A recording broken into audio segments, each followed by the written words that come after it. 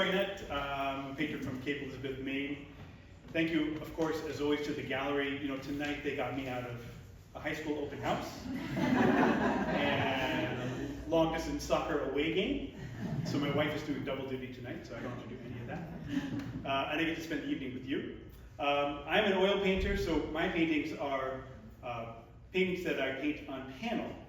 And almost like Julie's work, although maybe more literal, a lot of my work is plein air. And so I tend to paint what I see, although lately these days I tend to paint a lot from my imagination or what I remember.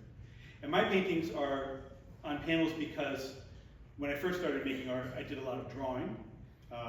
And so the transition from working with pencil and paper to paint, the easiest transition seemed to be on a hard surface like a panel.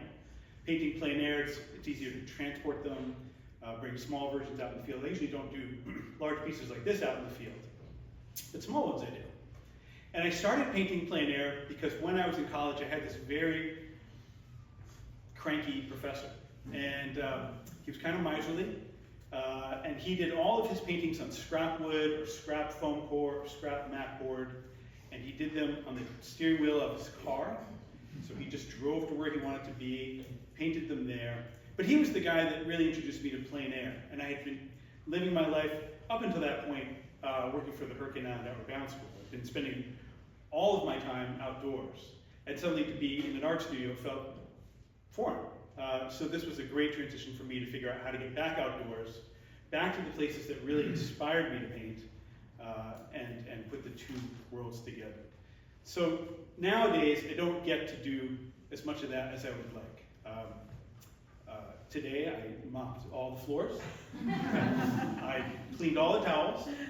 I cleaned the studio, which I never get to do, but because the show is today, the studio is as clean as a whistle, so you can come by. And so a lot of my paintings I try to paint from memory or from experiences or places that I really miss and want to get back to.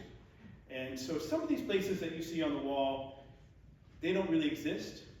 They are inspired, but I can't often say like, oh, that's this island, this bay at this time. They're usually just something that I want to get back to. It's hard to do when you're mowing the lawn. Thanks so much.